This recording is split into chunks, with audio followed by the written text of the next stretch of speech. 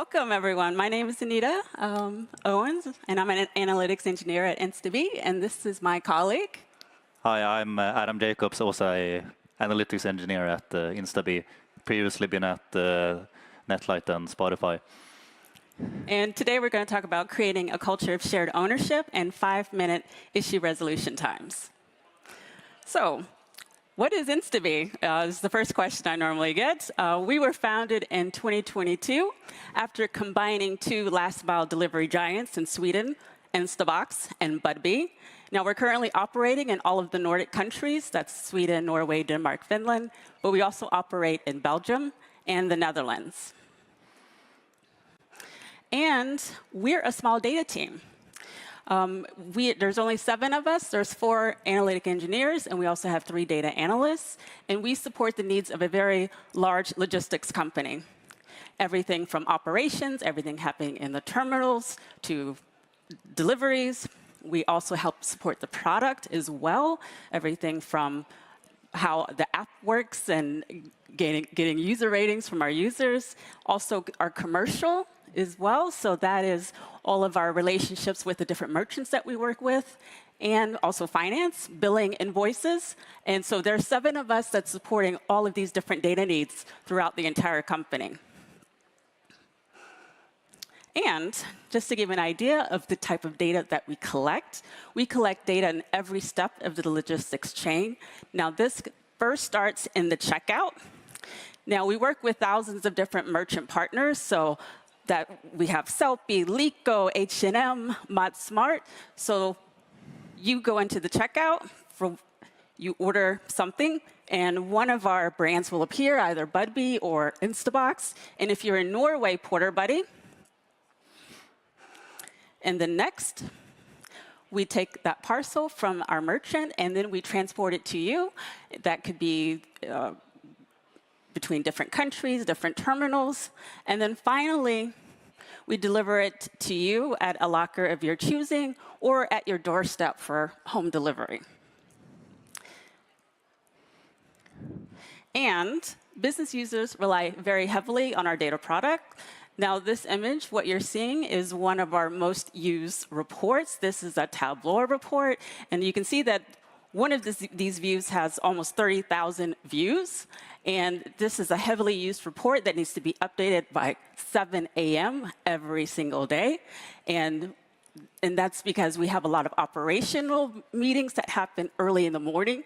So our terminal managers want to see what happened and how they can actually help increase the efficiency.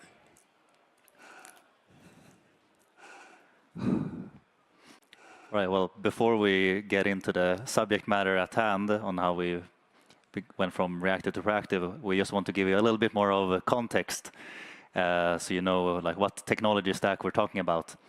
So we'll just do a little brief overview of that first.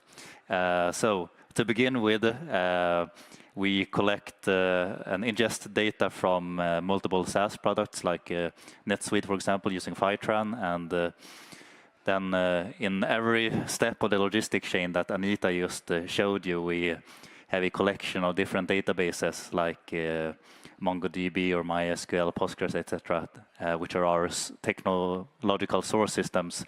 And from those we ingest with both Fivetran and also our custom data ingestion solutions, which are in different systems as well, for example, GCP. And whenever we have, in the next step, ingested the data into our Snowflake warehouse, we take the raw data and transform them into reusable metrics and our core data models using dbt, which we serve into our metrics and our dashboards in Tableau, and also to our AI and ML solutions. And on top of this, we're running also a monitoring system with Sync to monitor our data breakages and a collection of a lot of other things that I will show you soon. And we also get notified in Slack if there's something that has been broken or if there's anything that looks anomalous. So just before we get into all of the nice details, we'll just give an overview of what we're going to talk about today. So first off, what issues did we run into when we were working very reactively with data? what was the first steps that we took to mitigate these issues, and then from that how we started codifying our core data assets, and from that achieving quick resolution times whenever something is breaking or looking wrong. And then also we'll talk a little bit about how we automated our data quality checks and reduced our manual work. So what was our initial problems? Well, first off, like I briefly mentioned a little bit before, we're working in a really reactive manner for our data problem solving. Stakeholders would often find issues before us, like you can see on this image. For example, this dashboard has not been updated since last night. Is there a bug or a delay? Is there something wrong with the dates, or what's going on? So we would have pretty limited insights into if the data was refreshed and looking good, and just how the downstream reports would look like. You know, this is very problematic, right? Because it decreases the trust in the data team, which is super important. So what we try to do initially to mitigate this reactive problem solving would be to have a person on call or triage, which would mean that we would go in. We had a Google Doc, basically with a collection of all our most important reports, and then we had a bunch of manual checks, like you can see on the image here in the red box. There's a lot of nitty-gritty details to go through, and this is a breeding ground for human error, right? It's very easy to miss something. So this is what we would do basically every day before we go and do our normal work, and it would be very disruptive, and to be honest, no one really wants to do this, right? So we started thinking about this, and you know, what is the root cause of these data issues? And after thinking a little bit about this closely, then we realized that in the end the cause is a lack of ownership. So, lack of ownership, what does that mean? Well, we really didn't have any way of knowing or any defined process to know who owns what. And that was one of our first problems.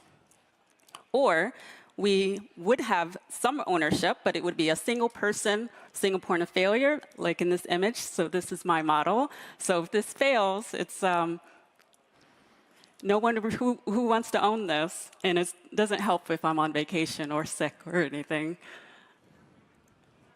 And so, to mitigate this, what we decided to do was to have a series of workshops where we would talk about shared ownership. So it was an open discussion just internally with us within the team. And what we did was we established clear guidelines for ownership moving forward. And what this resulted in is all of these different steps that helped improve accountability within the team, and then that we could take that going forward as we worked with other external stakeholders. And then the second point was that we needed to codify this ownership in a more concrete way. And so what we've done here is we've leveraged the Sync product that we have on top of our data platform. We were able to use this feature called products to bundle all of our important data assets. So once we identified all of our core data assets, we were able to use this products overview. And in this image, we have this Instabox performance summary, which sounds like a simple report, but you can see here it has 63 DBT models, 32 sources, snapshot seeds, and of course, multiple tables in Snowflake, and then a dashboard in Tableau. And so this allows us to gain just a quick overview of what's important, how do we look at this, and with this, since we have our products overview, we were able to quickly identify issues with instant impact assessment. So if there is an issue in one of our products, we have this quick impact assessment that lets us know which products have an issue. And also, this includes the automated monitors that we get in Slack. So we are actually notified very early before any business stakeholders even notice that anything's gone wrong in the Tableau reports. Right. And with all of these nice solutions finally in place, we could start to finally call ourselves a bit more proactive instead of reactive. So just like building on what Anita showed you before, whenever we had an issue with one of our data products, we would know, okay, who is responsible, and we would just click on this issue in sync, and we can find the full lineage containing all of our core data assets and all of the upstream and downstream models that are linked to that data product, or whether it would be a Tableau report. So we can find where exactly in the lineage is the error residing currently. And with this in place, we could actually ditch our on-call or triage that we had before, which was a super big win for us in the team and also for the company, because we can proactively work with a lot of issues before the stakeholders even find out, which is great.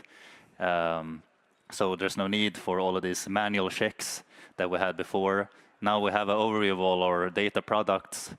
Like you can see here on the image, there's a few of them, and we can see that everything looks green here mostly. Or if there's an issue, we would just click on that and explore the lineage, maybe cross-reference if the red part of the lineage is related due to code changes or a data breakage in DBT. And then we can actually start moving towards these 5-minute resolution times. So what we do instead is usually we have a general health check, and it's just by looking at the statuses that you see here on the image. So super big win for us, and we're saving a lot of time working in this way and saving a lot of headaches. So instead of summarizing all of the things that we just talked about, we'll just go through a little checklist here on how can you go from being reactive to proactive in working with data. So first of all, have you identified your core data assets and assigned some type of ownership in your team or with multiple teams? Secondly, have you set up a system or a tool for monitoring your data breakages and data anomalies like volume or freshness, for example, that are related to these core data assets? And finally, can you, whenever something goes wrong, visualize your lineage containing all of your core data assets and all of your dependencies throughout your different tools, so that whether that would be tables or DBT models or dashboards. So just you have everything in one place and can directly find where the issue resides. So, any questions?